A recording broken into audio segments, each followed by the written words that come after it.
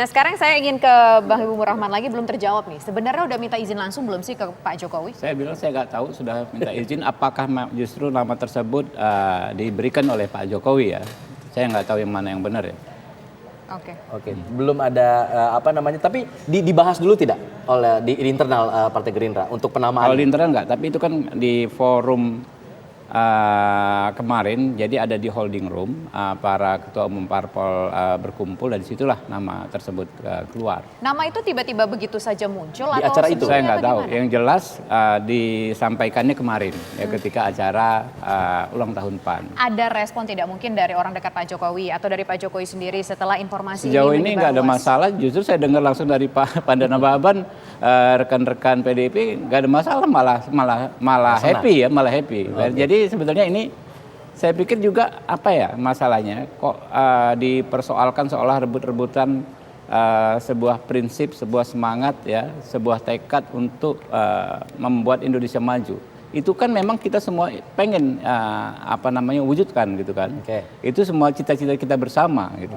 Kalau memang ingin membawa spirit dari Pak Joko Widodo, awalnya juga sempat ditampilkan melalui baliho-baliho yang kemudian menampilkan Pak Prabowo dan Pak Jokowi, lalu kemudian Pak Jokowi ada protes di situ. Nah, kalau misalnya nanti ada protes lagi, saya ralat, nggak ada protes. Oke, silakan. Protes yang mana? Protes yang Ya mana? sempat disinggung sedikit kan lah oleh Pak disampaikan Joko Widodo. nggak ada masalah oleh Pak Jokowi. Panda waktu itu sempat protes ya waktu itu. Bukan, nggak ada protes. Jadi itu kan baliho, nanti dulu saya sampaikan soal baliho. Baliho itu kan semangat di grassroots, orang-orang senang dengan yang namanya persatuan. Dua tokoh ini, Pak Prabowo dan Pak Jokowi, adalah simbol persatuan. Bagaimana? Dahulu beliau berdua adalah rival ya, yang sangat sengit ya dalam dua pemilu. Tiba-tiba bersatu. Dengan bersatunya beliau berdua, maka Indonesia menjadi negara yang sungguh-sungguh powerful. Kita lihat lewat pandemi. Bayangkan kalau di masa pandemi itu elit yang gontok-gontokan, cakar-cakaran, ya di parlemen cakar-cakaran, nggak support pemerintah. Mau jadi apa kita? Dan itu disampaikan Pak Jokowi waktu hari ulang tahun Gerindra. Sehingga foto-foto tersebut ya kan merupakan perwujudan ya dukungan grassroots terhadap elit. Inilah elit harus menunjukkan kekompakan gitu loh. Nggak ada lain. Di sepanjang sejarah Indonesia modern menurut saya, atau setidaknya setelah reformasi, kalau kita bicara dua tokoh yang merupakan simbol persatuan, nggak ada lain kecuali Pak Prabowo dan Pak Jokowi.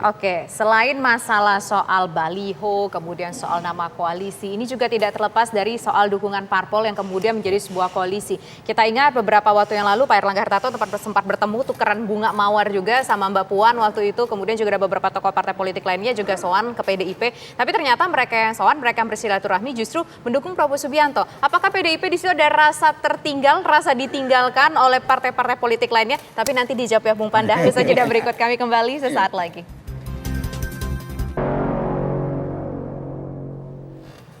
Bung Panda, menjawab pertanyaan menggantung tadi, ternyata banyak partai-partai yang sebelumnya bersilaturahmi kepada PDIP justru mendukung Prabowo Subianto. Saat ini kan kalau kita lihat dari jumlah partainya, jumlah total kursinya juga lebih banyak mendukung ke Pak Prabowo Subianto. Jadi kalau kita jeli, Ibu Ketua Umum PDI Perjuangan, Mbak Mega sudah bilang ini dangsa politik gitu loh. Berdangsa di sana, berdangsa di sini, berdangsa di sini. Jadi nggak terlampau melihat ini begitu serius gitu loh. Jadi itu yang diceritakan waktu diceritakannya kepada Jokowi. Jokowi tanya sama Megawati, maksudnya itu dangsa apa? Dangsa itu bisa sendiri, bisa berdua, bisa rame-rame. Gitu loh, bisa ini gitu loh. Dari kiasan-kiasan itu Mega melihat peristiwa ini seperti dangsa gitu loh, bukan sesuatu yang begitu wah menjadi berkurang penghargaan kepada kami, menjadi apa ini, menjadi enggak juga. Tapi dansa politiknya Pak Jokowi ini strateginya PDIP juga kah? Iyalah ya, orang Jokowinya sendiri PDI Perjuangan bagaimana sih? Bagaimana mau dipisahkan itu? Cuma ada pembagian kerja. Urusan dia sekarang urusan presiden, ya kan? Urusan si Puan urusan DPR, urusan Mega urusan memimpin partai. Itu.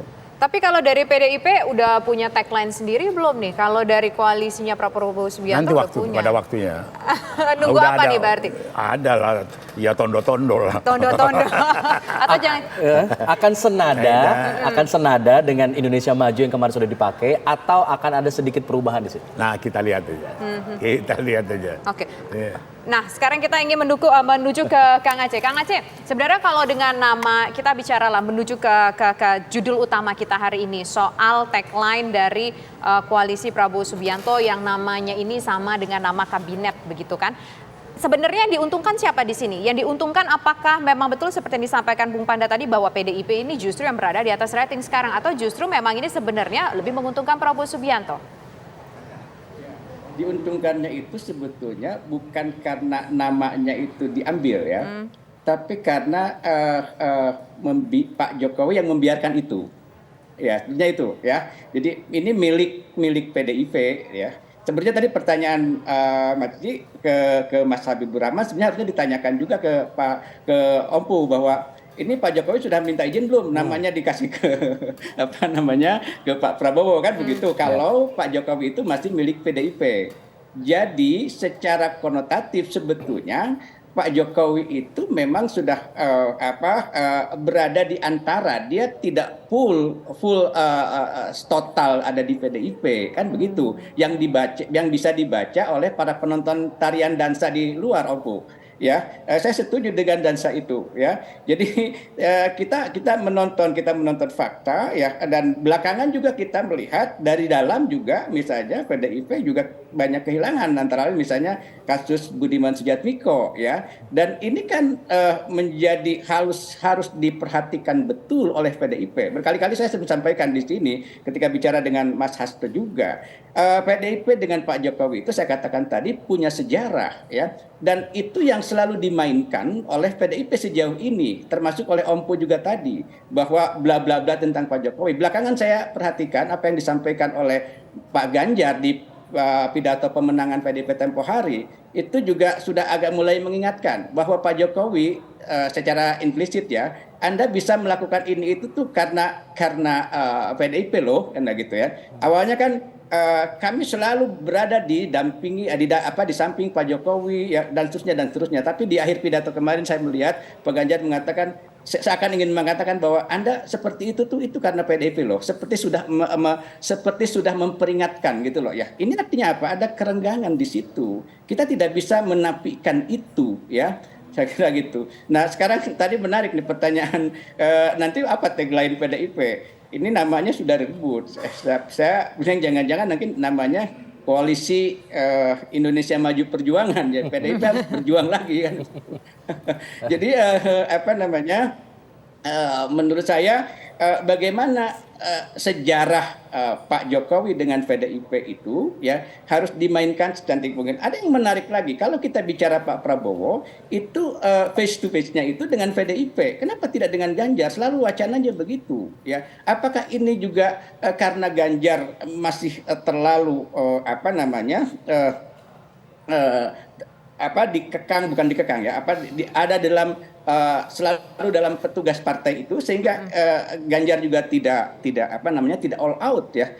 Seharusnya kan face to face-nya itu antara Ganjar dengan Pak Prabowo. Dan ini kan menjadi ini seolah-olah Pak Prabowo masuk terus ke tubuh PDIP sehingga dia melakukan berbagai move dalam rangka untuk menarik Pak Jokowi gitu loh. Nah, Ganjarnya sendiri seperti apa nih? Nah, itu ya. Jadi menurut saya ini harus dikelola betul sebenarnya oleh teman-teman di PDIP bagaimana bersaing untuk memperebutkan Pak Jokowi ini ya. Kan kita tidak bisa hanya mengaku misalnya kalau orang yang diakunya tetap seperti itu gitu loh ya. Dan ini yang bisa kita baca oleh para penonton dansa itu, termasuk saya gitu yang menontonnya. Oke. Gitu. Kang Acep kalau kesan saya tambah bingung lihat Kang Acep. Tadi contoh Budiman itu bukan contoh yang cocok, yang benar dikatakan tadi sebagai contoh, lihatlah Budiman keluar. Kami sendiri bersyukur pengkhianat keluar. Daripada kemudian nikam kami nanti. Maka itu jadi bukan sesuatu kemudian dia keluar kita menjadi menjadi begitu terus, malah kita berterima kasih. Jadi beda-beda gitu loh. Tapi Tapi pertanyaannya, mengapa dia berkhianat kan gitu ya? Apanya? Ya ini soal Kan bakat itu ini. Soal bakat itu, soal karakter itu. Dari sononya Iya, kali iya, kita iya, nggak iya. tahu. Nah itu problemnya itu menurut saya ya. Jadi ada sesuatu gitu loh ya. Ada sesuatu orang katakanlah Pak Jokowi dalam rangkaian itu kan baru nih Pak Jokowi, Pak Prabowo ya. Kemudian Pak Jokowi dengan Pak PDIP itu sudah lama dalam satu rumah gitu. Tiba-tiba ini masuk tamu lah katakan seperti itu ke dalam rumah itu. Dan tiba-tiba membawa orang lain juga untuk kata Om Pu tadi berkhianat. Nah itu kan ada satu permainan strategi di sana. Ini yang menurut saya harus dihati-hatii sebetulnya ya di dalam pertarungan memperebutkan Pak Jokowi ini ya, memperebutkan suara Pak Jokowi kan pada akhirnya. Jadi saya takut, pengikutnya. Kang Acep, kita tidak siap menerima orang bersatu. Kita tidak siap melihat Prabowo kompak dengan Ganjar, kompak dengan Jokowi, gitu loh. Jadi seakan-akan itu aneh, gitu. Itu yang malah kita syukuri. Begitu, Kang Acep. Jadi nggak usah jauh-jauh dianalisa.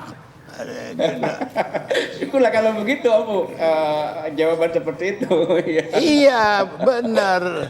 Ini maksudnya apa nih? Ganjar, Prabowo, Jokowi bersatu nih maksudnya gimana ini? Ya, kebetulan sama-sama tadi pernah tagline dan Atau apa. jangan-jangan ada opsi nggak sih? Jangan-jangan nih ngarepnya dari PDIP Nah, jangan-jangan kita ada lihat opsi. aja lah. Atau Pokoknya jangan-jangan Kang opsi Acep, bersatu dalam satu permainan kesatuan ini payung. indah, Kang Acep. Belum pernah terjadi di Republik.